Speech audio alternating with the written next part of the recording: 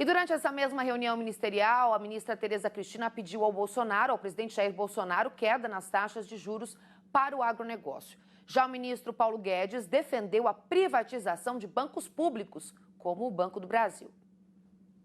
Ontem eu tive o G20 da agricultura. Ontem foi o dia do G20 da agricultura. Tem uma nova ordem, vai ter depois do coronavírus, e muitos países vão colocar regras para ter estoque novamente, que eu acho que não é o nosso caso.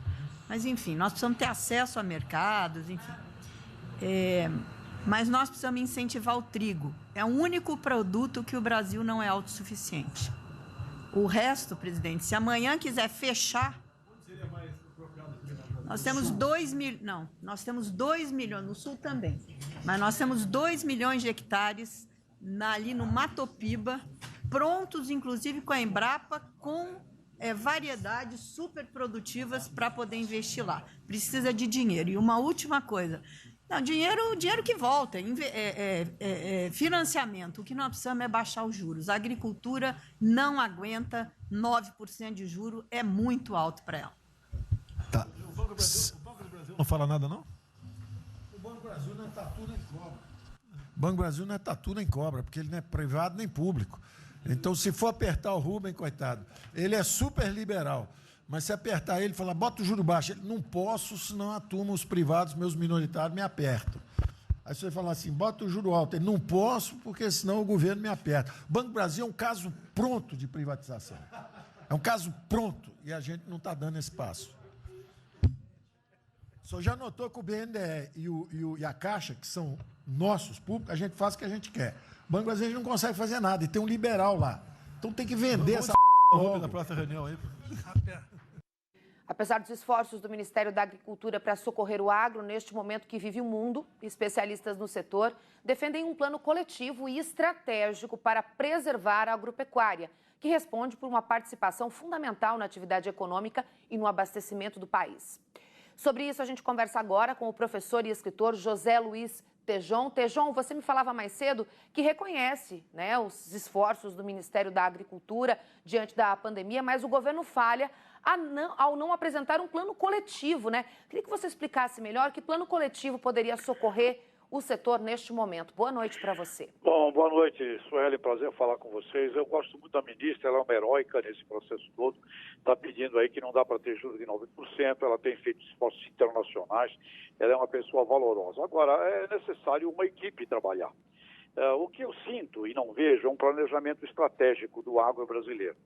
O agro brasileiro, ele representa, por contas que precisam ser refeitas, 25% do PIB. Na minha opinião, é 1/3 do PIB, é o agro brasileiro.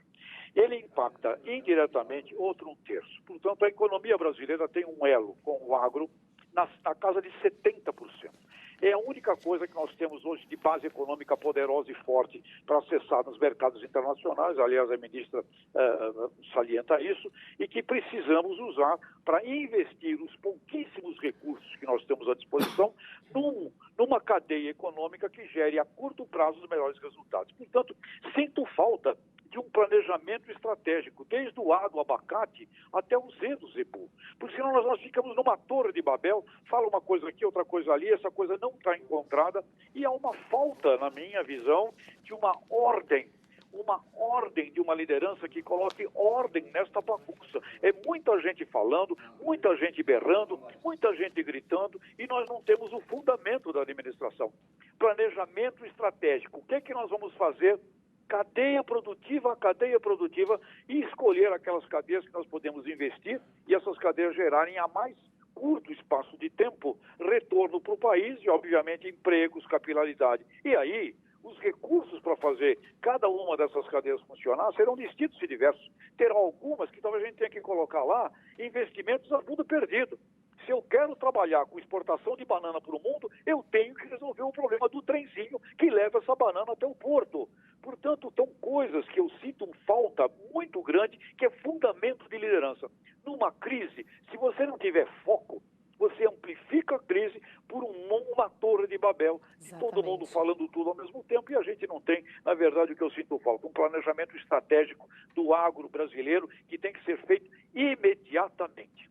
E depois depois desse cenário inflamado aí, né, após essa reunião ministerial do dia 22 de abril, você me falava mais cedo que tem uma preocupação muito grande com a imagem do Brasil no exterior, dos nossos principais compradores. A gente sabe que a gente já foi massacrado recentemente por conta de questões ambientais e agora essa declaração do ministro, ela infelizmente prejudicou todo o contexto, não é mesmo, Tejon? Eu acho que até a ministra coloca, eu até entendo, é uma forma de expressar lá, tem muita burocracia sim, tem muita coisa para ser resolvida. Agora, nós estamos num momento em que liderar é o nome. Você sabe que para você liderar o Brasil, você tem que coordenar, você tem que conversar e dialogar com 3 poderes, o Executivo, o Judiciário e o Legislativo. Então, é necessário um esforço gigantesco de diálogo, de parar com inimigos, de não transformar dissidentes em adversários malditos. Isso está atrapalhando muito do que poderia ser feito pela condução da administração. Então, esse aspecto da organização e da imagem brasileira, ela é hoje extremamente prejudicada. Seremos o país, talvez, tomara que não, campeão do mundo em mortes, tomara que não. É um país em que nós não estamos conseguindo orquestrar essa pandemia. Ficamos com a imagem de um país infectado.